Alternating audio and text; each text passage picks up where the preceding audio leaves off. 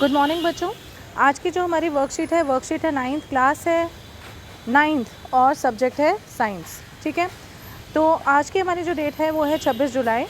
और पिछली बार हम लोगों ने मोशन के बारे में पढ़ा था कि मोशन होता क्या है। जब हमने ये सीखा कि मूवमेंट को ही मोशन कहते हैं और उसमें अलग अलग तरह के मोशंस आते हैं, जैसे रेक्टिलिनियर मोशन बताया, सर्कुलर मोशन बताया, पीरियोडिक बताया, ऑसिलेटरी बताया, तो उसी को आगे आज फॉरवर्ड करते हैं। ठीक है, तो you must have seen these signboards on the road while traveling. What do you understand from these signboards? Why are they shown on roads at the multiple places? ये देखो, ये जो ये साइन बोर्ड्स हैं, ये बताया जाता है ना, स्पीड लिमिट इतनी है, 50 किलोमीटर से ऊपर नहीं होना चाहिए, 40 से ऊपर नहीं होना चाहिए। तो ये क्यों लगे होते हैं और इनका मतलब क्या होता है? ठीक है, इनका मतलब हम आज सीखेंगे। These signboards indicate the maximum speed limit for the vehicles allowed on the road to prevent the accident. अगर हम यहाँ पे 100 लिख दें और आप 100 की स्पीड पे जाओ तो ऑब्वियसली एक्सीडेंट होने के चांसेस ज़्यादा होते हैं। और अगर कोई रूल इनको वॉयलेट करता है, मतलब अगर कोई बंदा इन रूल्स को वॉयलेट करता है तो उसको फिर चालान भी काटा जा सकता है, ये आपको पता है। ठीक है ना, दिल्ली के लोगों को तो ज़्यादा पता है क्योंकि वहाँ पे चालान बहुत स्ट्रिक्ट वाले हैं, पता है ना, मास्क ना पहनने के, 2000 फ़ोन यूज़ करने के। तो ये सब बातें हम लोगों के यहीं से हमने सीखी हैं। ठीक है, जो ये साइन बोर्ड्स होते हैं। डिफरेंट ऑब्जेक्ट्स में take the different amount of time to travel a certain distance. अलग अलग जो ऑब्जेक्ट्स होते हैं वो अलग डिस्टेंस ट्रैवल करते हैं। अब एक रिक्शा से आप जा रहे हो, वो कम जो है वो दूरी तय करता है, ठीक है ना, और जो एक कार है वो ज़्यादा दूरी तय करती है, वो स्पीड से चलती है। तो इसलिए दूरी तय करने का जो सिस्टम है वो डिपेंड करता है कि व्हीकल कौन सा है, राइट। तो the rate of motion can be found out by finding out the distance traveled by the object in the unit time. This quantity is called the speed.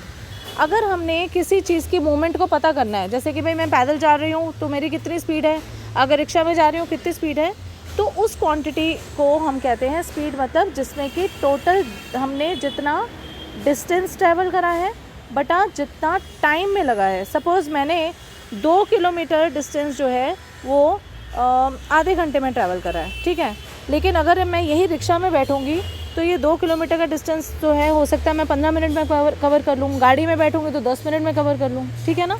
तो ये चीज़ हम आज पढ़ेंगे। तो ऐसा ही यूनिट देखा जाए स्पीड का तो वो है मीटर पर सेकेंड, और स्पीड का फॉर्मूला है डिस्टेंस बटा टाइम। और अगर इसका बिगर यूनिट देखें तो वो है किलोमीटर पर आवर। मतलब अगर छोटा यूनिट है तो मीटर पर सेकेंड, बड़ा यूनिट है तो किलोमीटर पर आवर।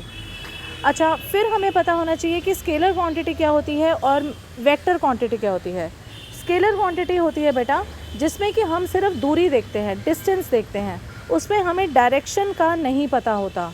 जब हम डायरेक्शन को इन्वॉल्व नहीं करते तो उस क्वांटिटी को हम क्या कहते हैं, स्केलर क्वांटिटी।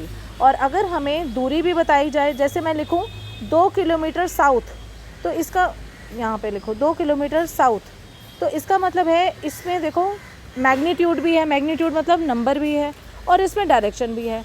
जहाँ पे नंबर भी हो ये वाला और डायरेक्शन भी हो तो उसको हम वेक्टर क्वांटिटी कहते हैं, ठीक है। फिर हम बात करेंगे एवरेज स्पीड की। अगर सपोज़ हम एवरेज स्पीड निकालते ही क्यों हैं, देखो जैसे कि अगर हर जो मोमेंट है, मैंने जैसे बताया रिक्शा की अलग, कार की अलग, ट्रेन की अलग, लेकिन अगर हम लोग इन सभी चीज़ों को इकट्ठा करके डिफरेंट स्पीड्स का अगर हमें बताना हो, डिफरेंट स्पीड्स हमारे पास दी हो और उसकी एवरेज निकालनी हो, तो हम उसके लिए क्या करते हैं, टोटल जितना डिस्टेंस ट्रैवल करा है बटा जितना टोटल टाइम लगा है, तो उसको हम कहते हैं एवरेज स्पीड, ठीक है।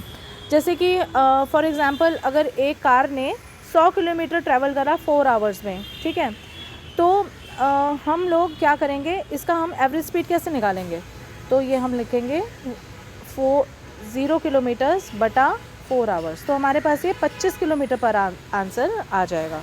ये तुम्हें भी और क्लियर होगा जब मैं नेक्स्ट क्वेश्चन कराऊंगी कि how do we define speed. तो स्पीड को कैसे डिफाइन करते हैं, speed is equal to distance upon time, और उसका ऐसा यूनिट क्या है, मीटर पर सेकेंड।